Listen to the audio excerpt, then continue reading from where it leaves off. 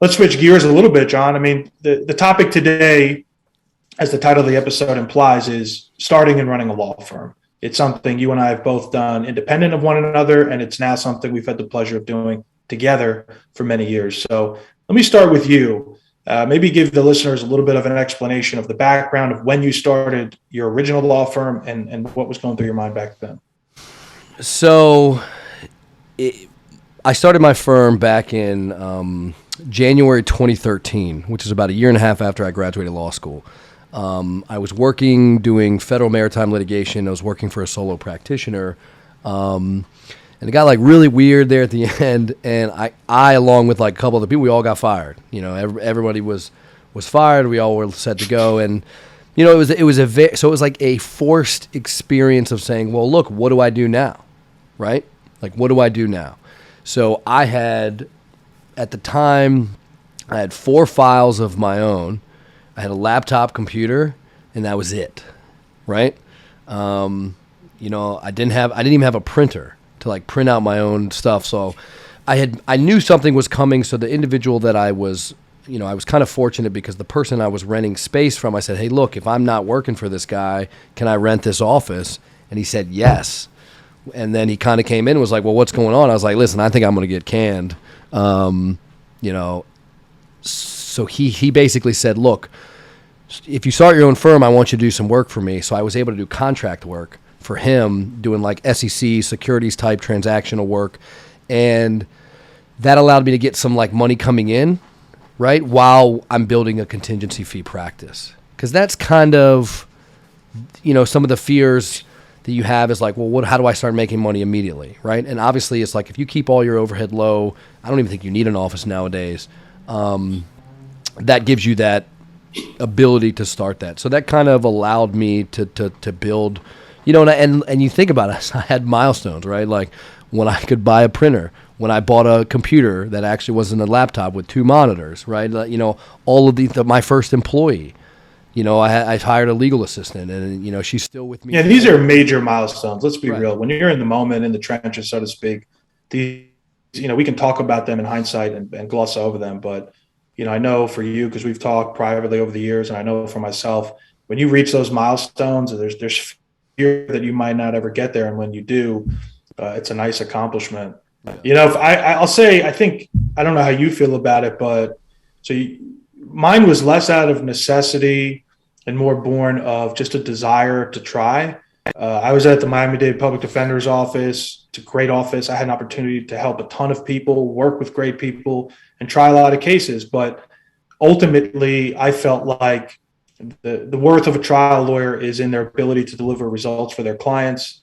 And if I could step out and do it on my own or with the assistance of somebody similarly minded, we could make a difference. And I was getting married. I wanted to have children, and, you know, the salary of an assistant public defender, especially back then, I started on probation of sorts, and I didn't even get a full government salary. So we can talk about that another day, but there was some financial incentive for me to try it on my own. But I'll confess, I mean, as confident as I was in my abilities in the courtroom, and I knew I had a lot to learn, there's also the fear of the unknown. I mean, I didn't know how to file the articles to get started with a company.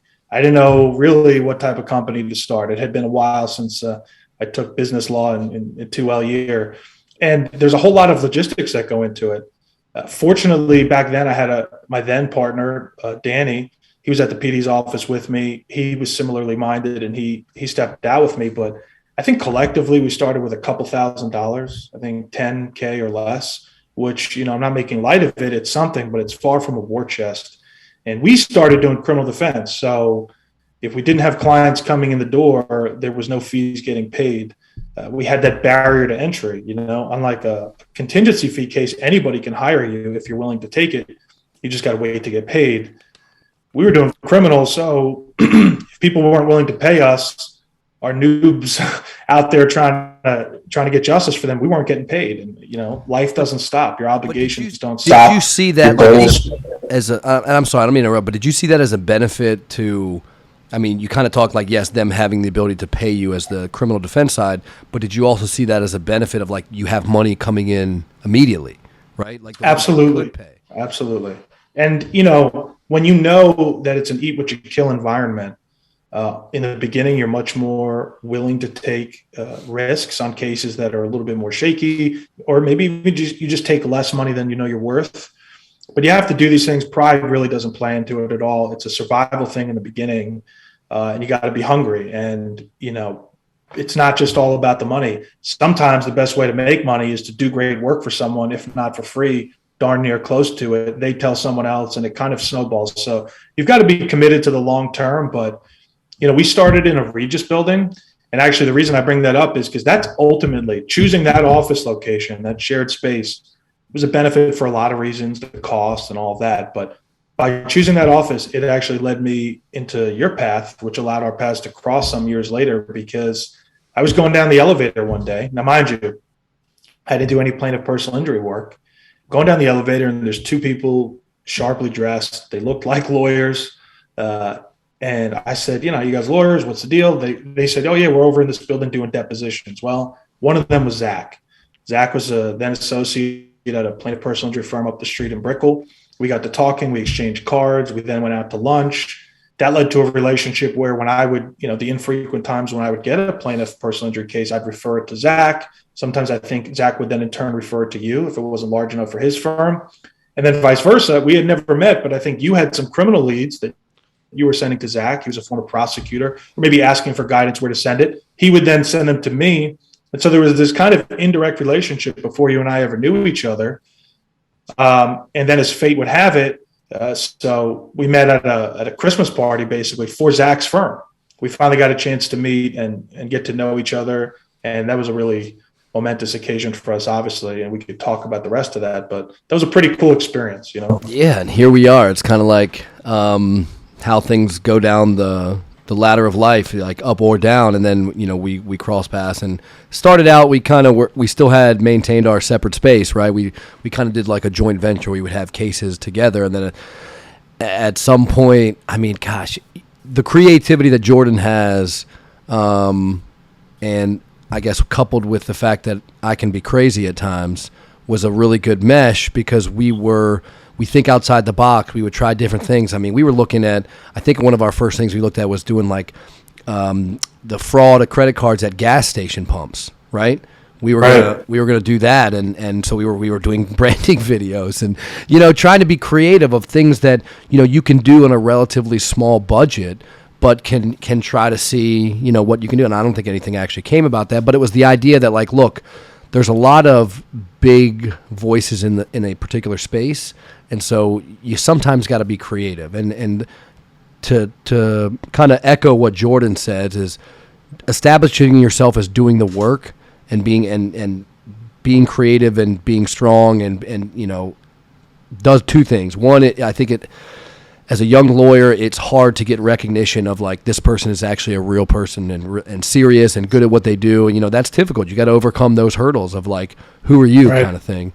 And then also the clients, though, if you do right by them, your best case that you're always going to get is going to be the friend of somebody or the family member or someone they knew that said that you left them with a lasting impression, that you did right by them, you did your best job for them. And sometimes people think like, oh, it's the largest recovery. Sometimes it's not. It's just the fact that you got them something, that you stood up, you fought for them, and then they go in and tell somebody. And that's, I think we've gotten a couple of, referral cases like that from existing clients that ended up, being a larger case, but because of what we had done before, so I think yeah. I appreciate you patting me on the back. That's awfully nice of you, but to call yourself crazy, you're far more than that. And I mean that in the most positive sense. For me, I look back and I think there was a reason your path crossed with mine, and that we work so together and still do.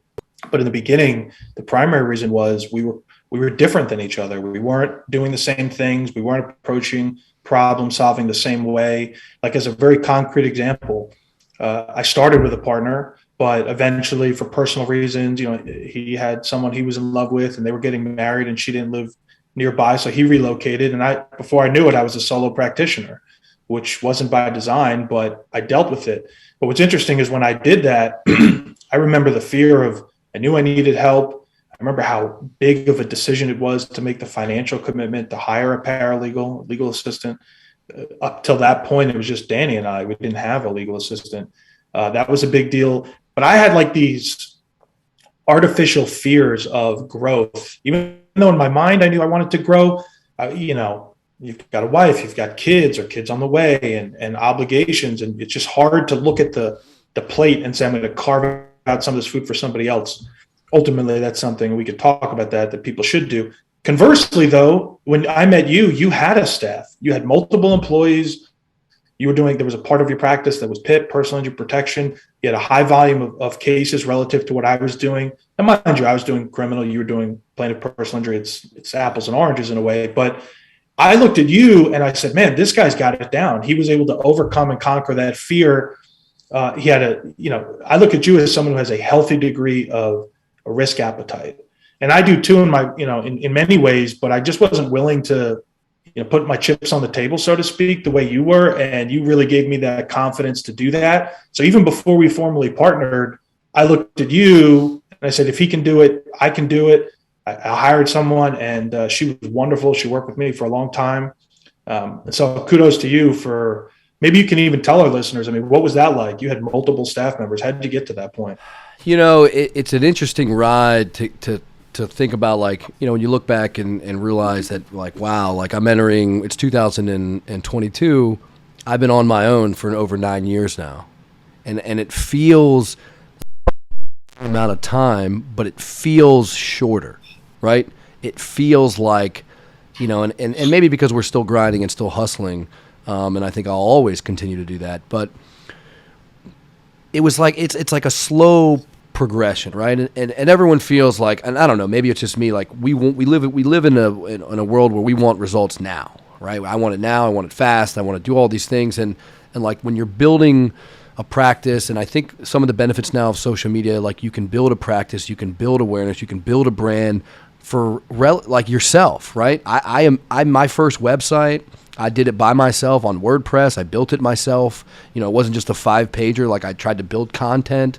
I started social media stuff, and then, I was able to go to networking where I met medical providers and I met other lawyers and, just trying to, because initially I would take anything that came, I was a door lawyer. I took anything that came in the door. Cases that were terrible, but I wanted to work.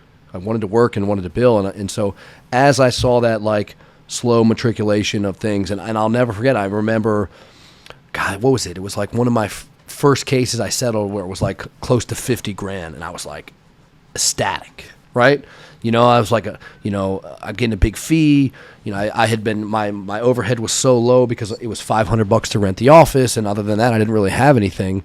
So as I got, started going on, I opened up, I started getting in more cases. The PIP side was kind of a small window of time, about 6 months, where I did that, but that's not for me, not to say it's not for everyone else. But, as I started getting more cases, I needed the help, right? I had Spanish clients. I speak enough to talk about injuries, but not enough to actually do work. So I had to hire someone, an assistant that spoke Spanish. And what I did is I had friends of the first person I hired, relatively inexpensive, no experience, young, and kind of said, this is what I like to see, this is what I like to do. And we kind of grew together, right? And to the point that it was almost like. Shout out to Rachel, by the way. She's still here. Yeah, she's still with us. Yeah, Rachel made it happen. But you know what I mean? It's and so it just kind of slowly grew. And then, as it grew, because I was the only lawyer, I was extended on cases. I was overextended, I would say, right? I couldn't be, because back then we didn't have Zoom. So I had to go to court. Right. I had to go and drive. If I was in, sometimes I'm in a county court case down in South Dade, then I'm back up in Broward. I got to be in circuit court. And so a lot of that took time, and then in-person depots. And so I think now technological advances have made the practice of law easier. I think you can be more efficient. I didn't have case management software. I didn't have any of those kind of things, and just kind of sweat of the brow run. And then I met Jordan, who was kind of doing the same thing. Obviously, I think when we got together, I had 6 staff, just me and 6 staff, and they were just assistants, right? I didn't have a paralegal. I had assistants. We worked together and to try to just be better and help me. I mean, as much as they could. Right. Yeah, and I think the lesson learned from that for both of us, even though we came to it through different paths, it's the same conclusion, which is don't let fear, stop you from doing what you believe in your heart you can do. Try it. The worst thing that happens is you fail, and that's really not that big of a deal. You can always pick yourself up and dust yourself off and keep going. And the other thing is don't be scared of growth, whatever that means to you. But I mean, be true to yourself. At some point, at the end of the day, you're just one human being.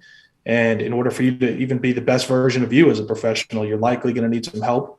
Invest in yourself, invest in other people, and don't let a lack of experience from the people you're potentially going to hire stop you, because if they're the right person who's going to listen, get on the same page, be open and amenable to training, before you know it, you're training your new right hand. And whether they had experience before, you soon forget. All that matters is you're in lockstep moving forward. Yeah, and I think the fear is the one thing that drives a lot of the things we don't do, right? The fear of what's going to happen, how will I make it, the fear, And I saw this, it was like Mike Tyson, who I love now as an individual, was talking about it, and he's like, I love fear.